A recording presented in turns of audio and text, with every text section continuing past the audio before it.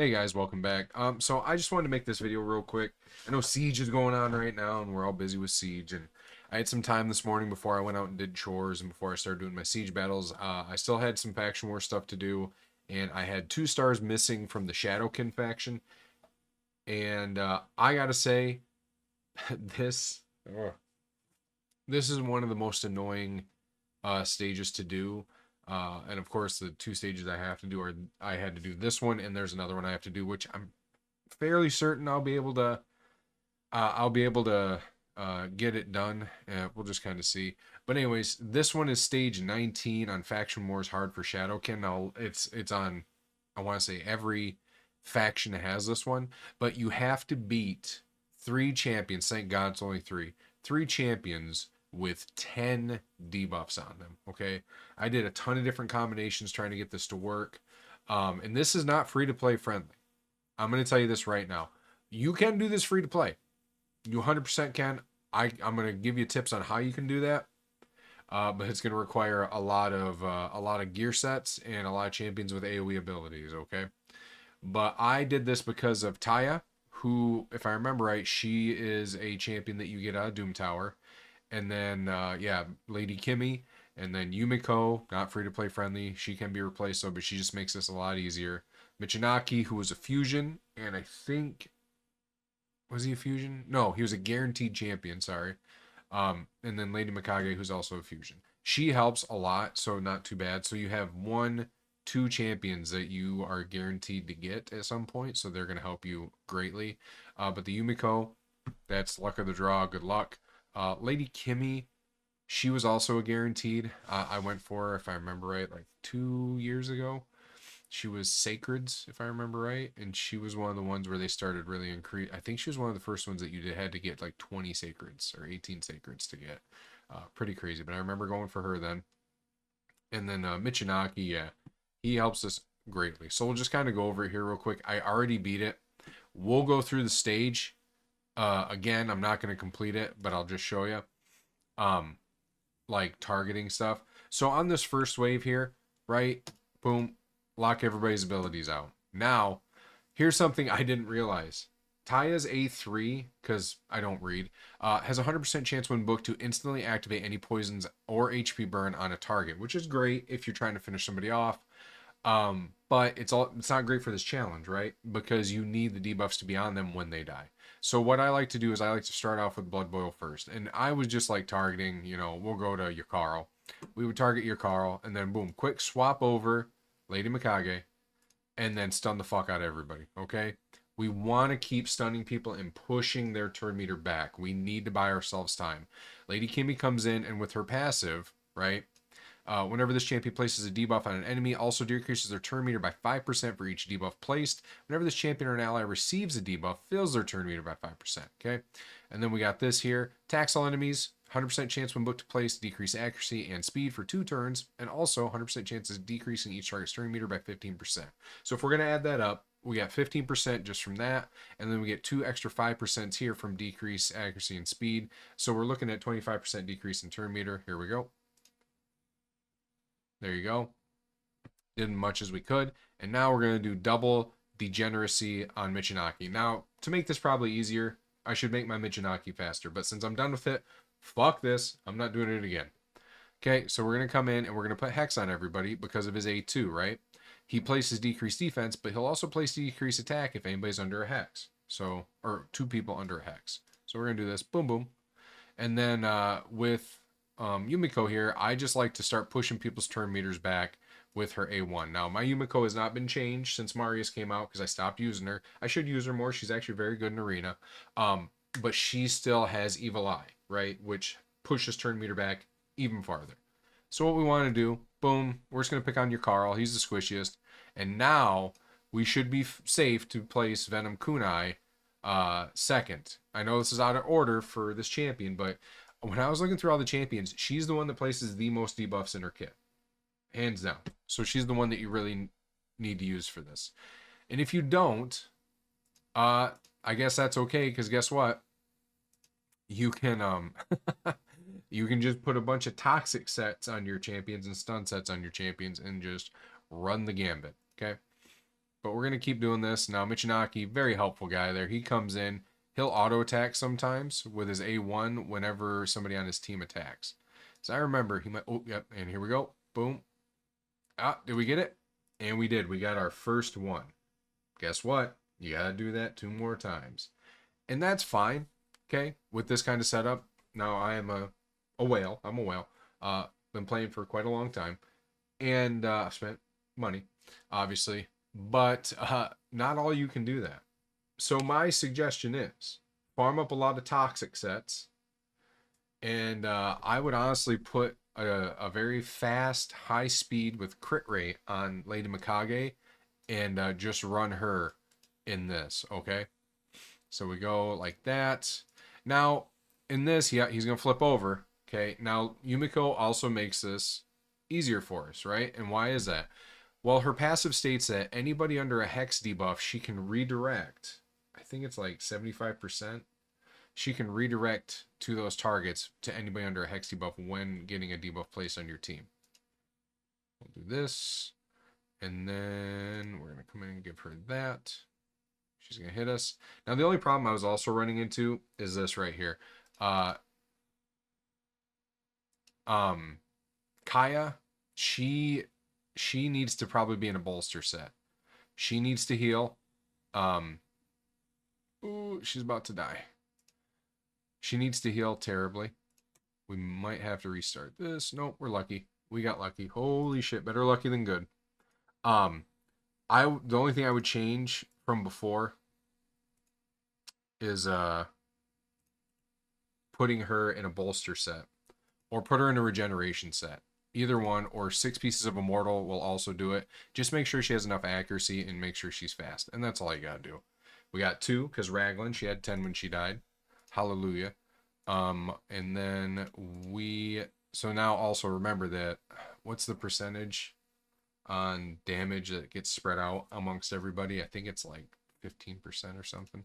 But I just wanted this to come back so we could get another free stun. Now it looks like Opardon, he's going to be the next guy. Well, he's dead. There we go. Getting in there. I also don't see a lot of people putting videos out like this. Like being like, well, here's stage 19 of Shadowkin. These are the champions I used. Good luck. I don't see a lot of people doing that, which is a big bummer. We're going to come in. We're going to make sure he doesn't heal.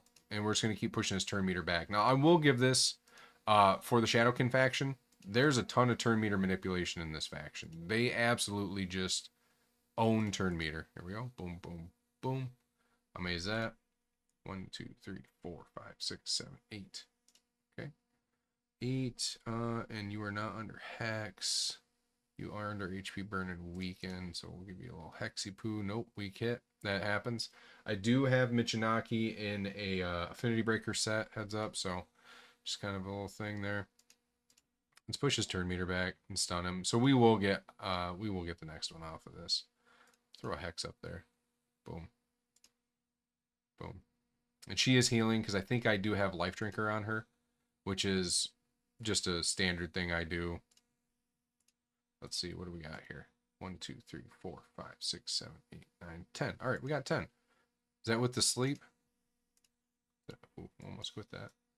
No, it's not with sleep, so that's great.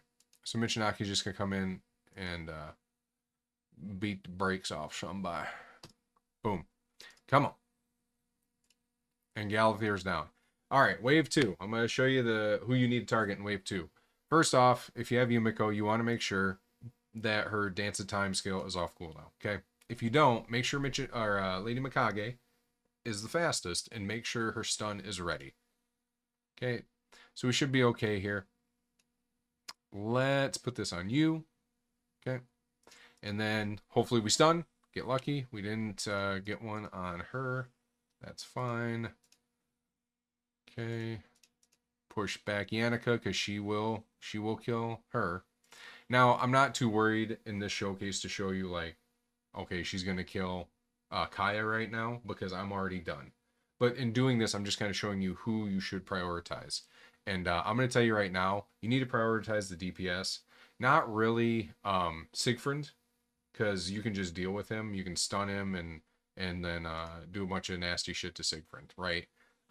And if Siegfried, if he's not built for Arena, you shouldn't really be that afraid of him. Yep, she killed Kaya, but that's fine. We're not gonna worry about that. We're just gonna keep pushing through, because I just want to show you who to target. But you want to target Timid. Timid's a fucking joke, but in Faction Wars Hard, he's not a joke anymore. And that it just kind of reminds me, um, it just kind of reminds me of Jing Wong in this faction actually, because Jing Wong kind of still a joke, but in any content where you have to go up against like a super level Jing Wong with just crazy stats. Oh my god, I didn't realize he transferred. Crazy stats. Jing Wong is like a fucking nasty guy, right?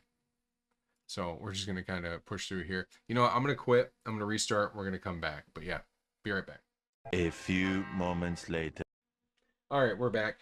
So as you can see, I changed the team because I was having difficulty redoing everything again. It was getting frustrating. So I was just like, well, I just want to get through the waves and just be able to show you who to target. Okay, so in the last wave, like first wave, we picked on Carl and we picked on Raglan. Those are easy ones to kind of whittle down, get the debuffs up, and then just kill them, right? Once you get to 10 debuffs.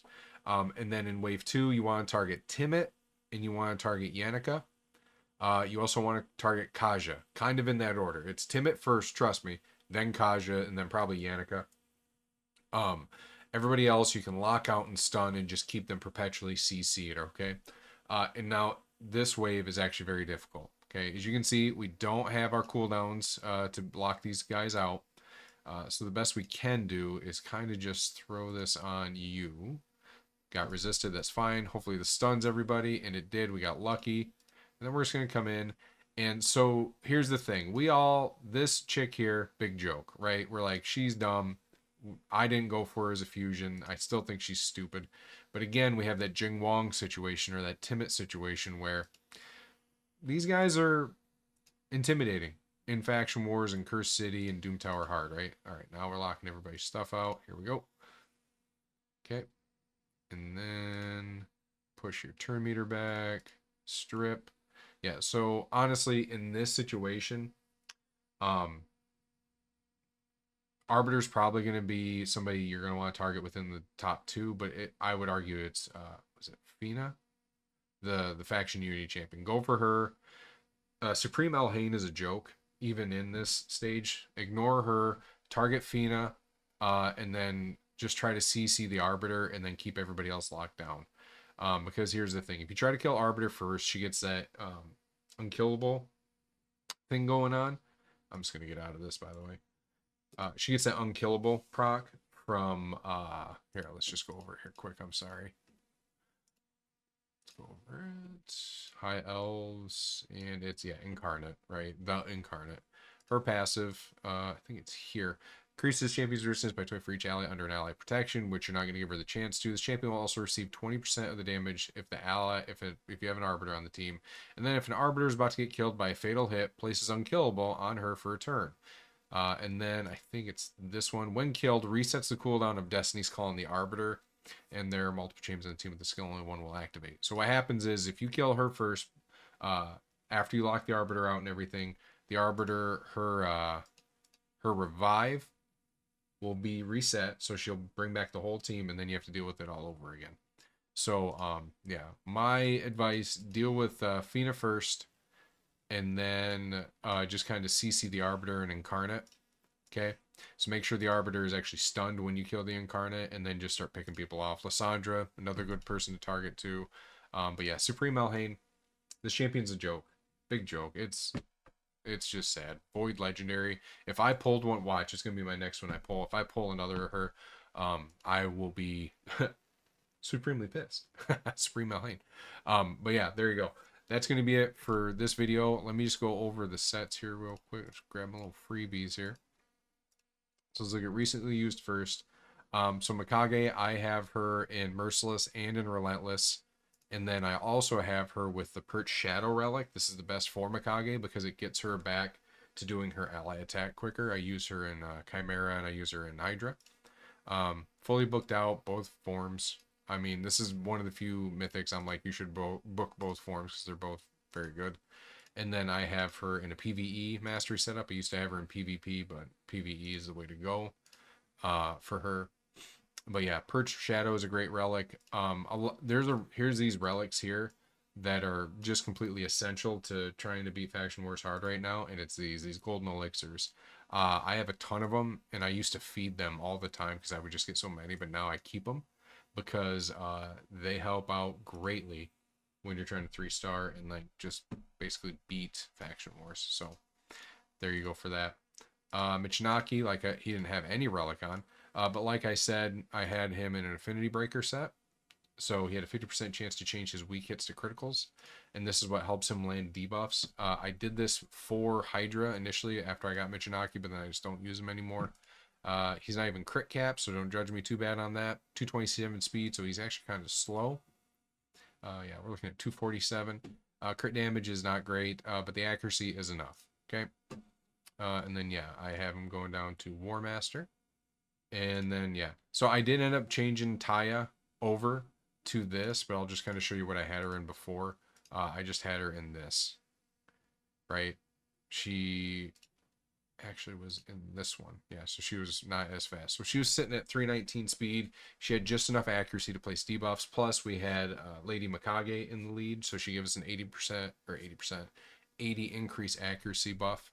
So we got that going for us, which is nice. But I did switch her over to my best bolster and immortal set, and then with Lady Mikage plus Faction Wars, yeah, we're sitting at like 492 for accuracy, so that's more than enough. I didn't have a relic on her, but if I did, to help keep her alive, again, use Golden Elixir. This thing is great. Even just like a plain 2-star is going to help you out greatly. And then she does have full masteries. One of the few champions I did get full masteries on. I think I did start getting masteries on her for this purpose. But there's that. And then, yeah, my Yumiko, she is very fast. 357, 785 accuracy. There you go. She has Hand of Uncreation on her. I didn't know who to put this on. I just threw it on her. And then, yeah, she still has my Arena Masteries. And then Lady Kimmy, who I should rework and put her in a better fit, I guess the best way you could say. 276 speed. She should be faster, I think. Just after Yumiko, I think, is where she should go.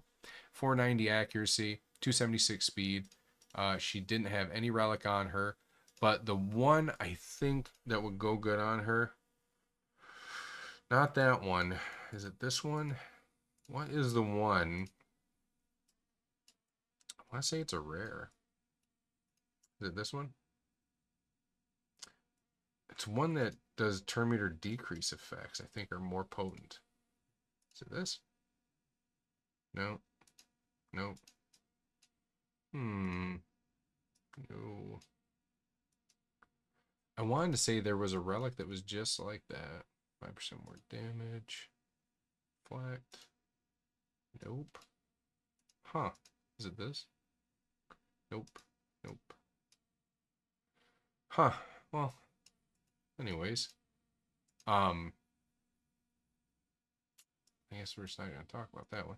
But I guess I would just put Journal of Necrotis on her. And then, not that one. There is a gem that helps decrease turn meter even more. And I don't know which one it is. But that's what I would put on Lady Kimmy if I had to do this for the first time and I had all the resources. Thank God that